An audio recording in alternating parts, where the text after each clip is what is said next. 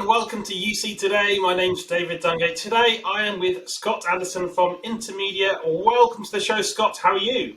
Thank you, David. I'm doing great. Nice to be here.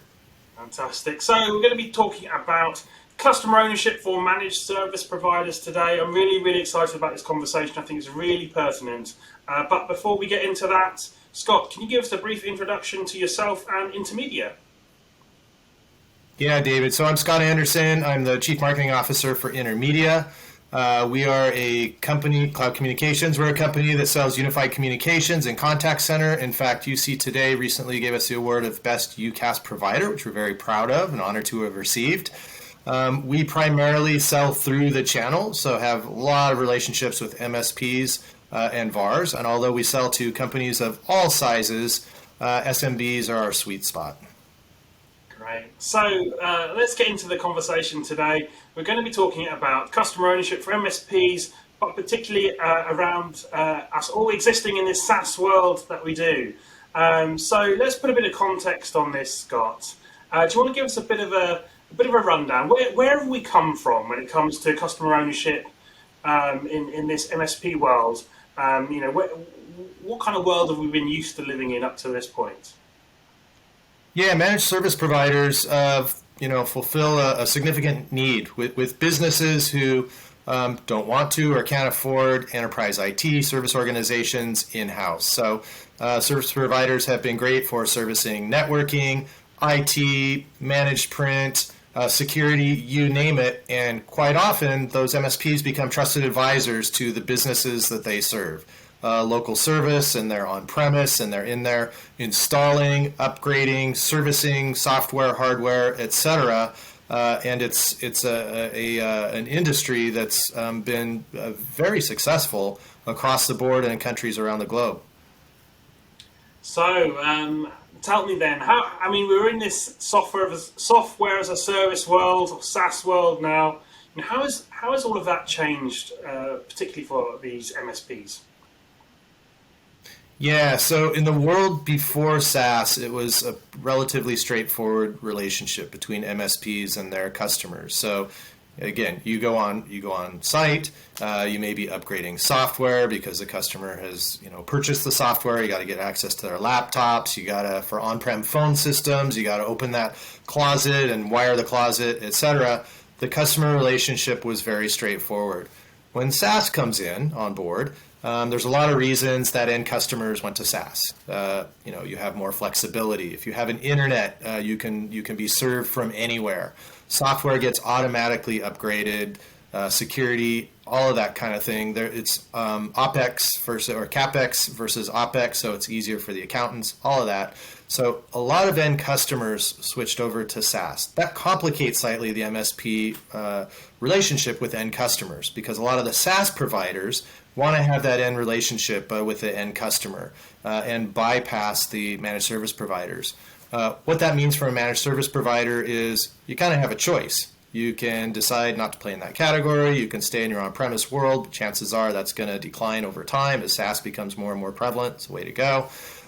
Or you can act as an agent for those suppliers. And if you act as an agent, then you get a commission and you're kind of a seller. But at the end of the day, that end supplier takes over the relationship with your customer. And in the model of MSPs that is established by trust, service, where you can have this relationship and you can expand your relationship to additional categories to increase your top line revenue, increase the value of your business.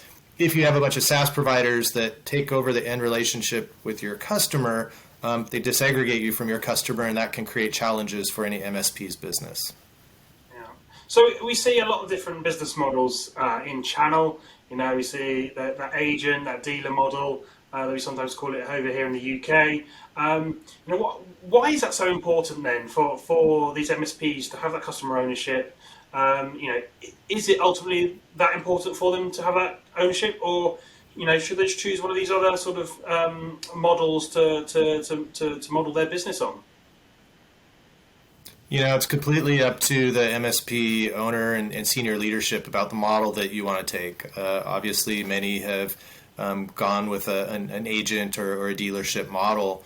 The benefit that a customer ownership reseller model makes is you still retain that customer ownership. You kind of get the best of both worlds. You get the SaaS platform, the SaaS software, which can allow you to grow your revenues very quickly, top line revenues, and you retain that relationship with your customer. The reason this is important, and by the way, the model is you buy wholesale, and then you set your pricing, you set your bundling, you set your packaging. So you have a lot more flexibility as a business. The reason that's important is because as you have that relationship with the customer, obviously that's important and that's key to growth of the business and establishing the trust for any service provider, but also it affords you the ability to expand into other categories. If you're in one category, unified communications, and want to go into contact center or networking or IT, managed print, security, you name it, having that relationship directly with that customer allows you to expand and again, grow your business,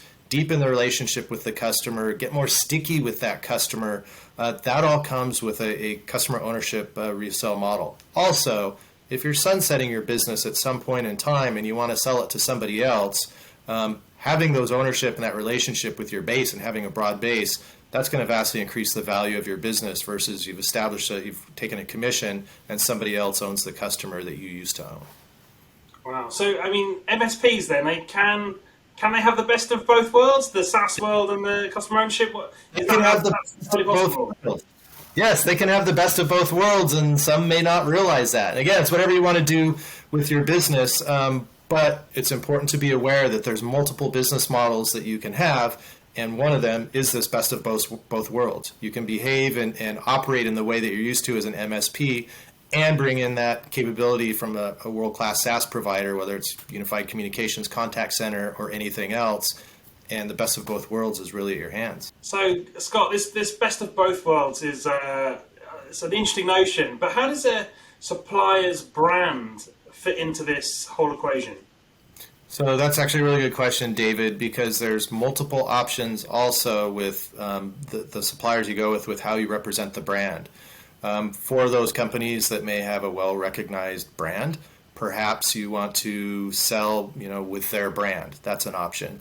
But other MSPs, particularly that we work with, they want to white label or private label the solutions that they sell. And what that means is their end customer, when they're looking at that MSP across any category, that MSP brands the solution so it's around their business and supports their business versus having a whole litany of different brands from different suppliers that they're pushing through. So as an MSP, when you're considering the model, your go-to-market model, do check out the options of whether you want a private label, white label, or surface the supplier's brand. That should be an option that you consider as a business leader. Fantastic. Scott, I think that's a great place to end today's discussion. Thank you so much for joining me. Thank you so much, David. Take care. And thank you for watching. You've been watching me, David Dungay, on UC Today. If you liked today's conversation, please give us a like and a share on social media. That's it from me. See you next time.